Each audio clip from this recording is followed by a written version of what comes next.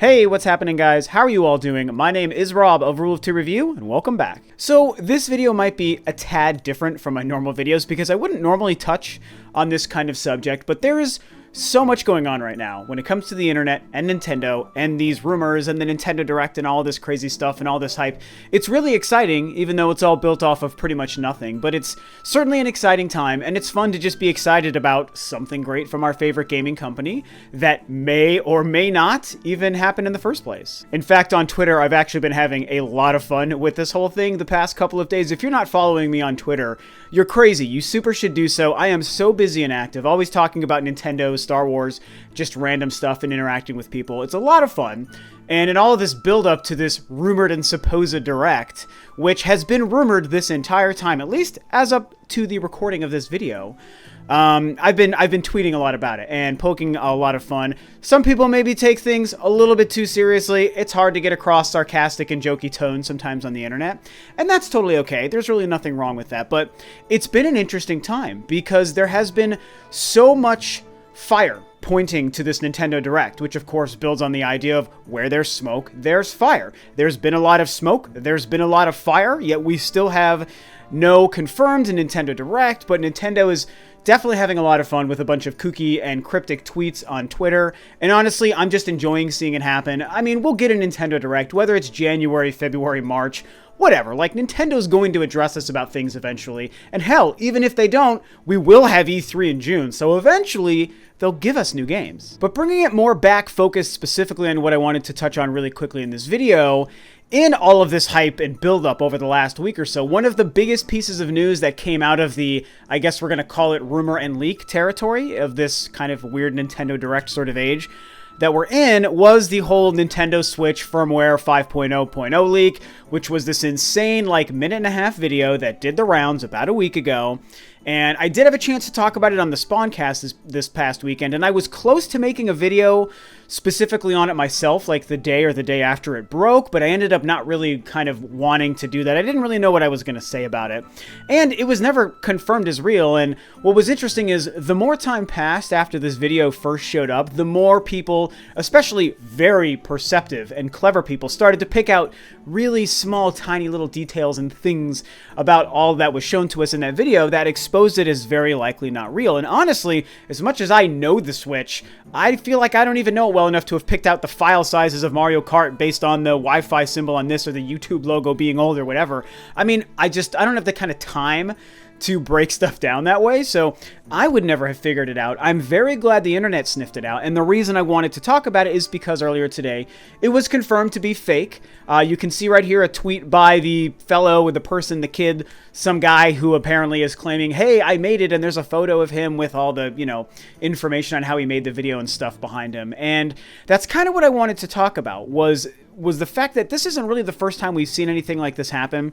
In this age of the internet where there's so much information, so much access for people to just see every current up-to-date status about anything they care about in their pockets or on their computers or at work or school, laying in bed before they go to sleep, whatever, it's very common, especially in the rumor and mystery-heavy video game industry, for people to find ways to create hoaxes. And nowadays, people are so insanely talented. They sometimes have degrees in graphic design and video editing and special effects, and they have the ability to do some amazing things. The most notorious, and the thing that has driven me the most bonkers in the last 2 years of my life, I swear to God, I lost the last bit of hair I still have just stressing out over how much this drove me crazy, was the whole Stewie Griffin controller thing. I'm sure a lot of us remember that thing, whatever, now a year and a half or so ago, when it was still known as the NX back in the NX mystery days, and someone went out of their way to make a 3D printed model of this stupid patent diagram of this Stewie Griffin head-shaped controller for the NX,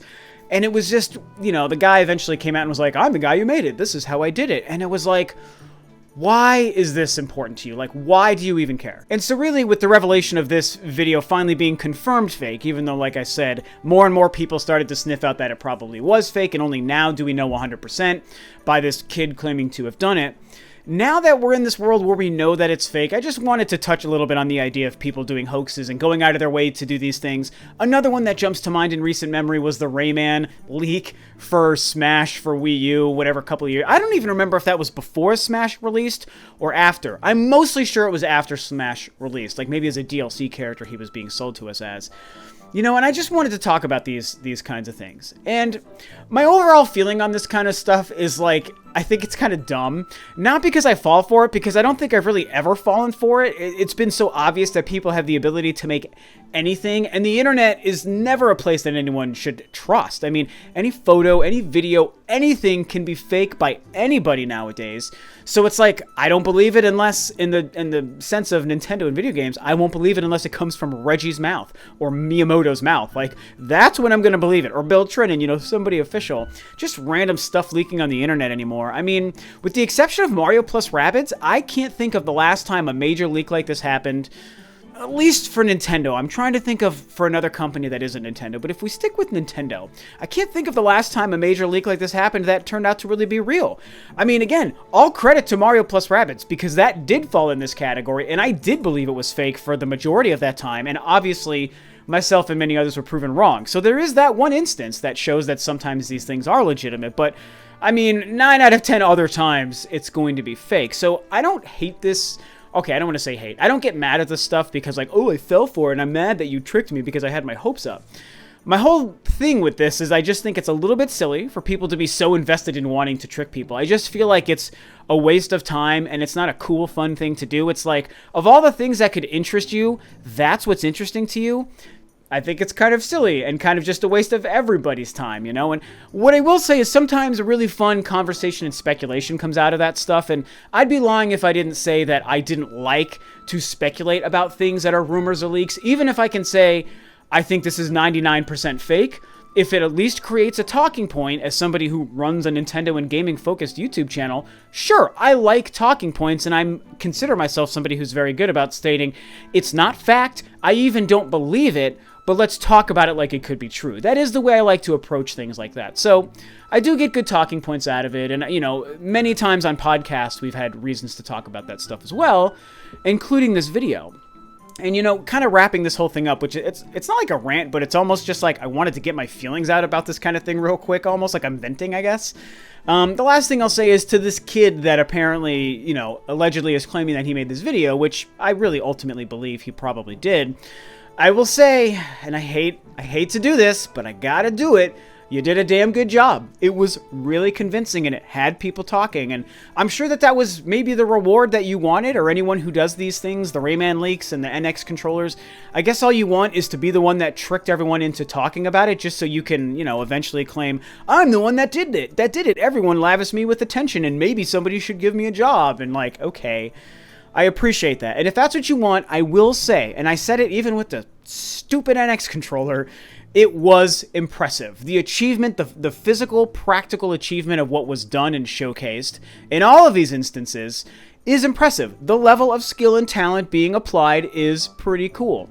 I certainly can't do it. That is not my skill set, man. I got a couple skill sets, but it is not in this realm of things. And so I have to say, hey, you did a good job. Congratulations. It was very convincing. For about 24 hours, people were really falling for it, and it got a lot of people talking. You had, I mean, I think I can say, I'm not trying to be biased because I'm sometimes a guest on the podcast, but the Spawnwave, the Spawncast on Spawnwave's channel is like one of the biggest, like, I guess, mid-tier podcasts in the gaming scene, like, not counting like IGN's podcast and some other bigger ones like a Giant Bomb or whatever, but for like kind of our like smaller gaming and Nintendo community, Spawncast is a massive cast, and we spent a lot of time talking about it on that podcast. So that's a pretty cool thing that you achieved, and if that's what you were trying to get out of it, then hooray for you. So yeah, I mean, I think that's it. Like I said, it was kind of like a weird venting sort of session for me to just kind of get my feelings out about this now that this thing was confirmed to be, I mean, confirmed, I guess, for all we know, even this kid is lying about it. But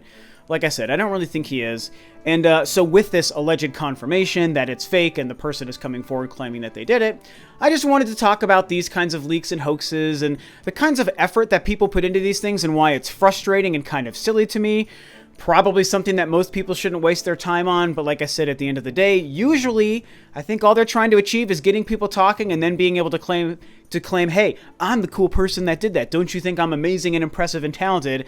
And usually that's what happens with these things. I mean, hell, I even had to do it today. I had to give this kid props for doing what he did. So it is what it is, you know, and like I said, we're in this little kind of twilight hour right now where everyone expected Nintendo to announce a Nintendo Direct today or yesterday. And as I've been saying and joking on Twitter, I don't think it's coming this week. It seems like that wasn't going to happen unless Nintendo is doing something they've never done before, like just throwing the Nintendo Direct up on their YouTube channel without telling anyone it's going to be there until it's live or something weird.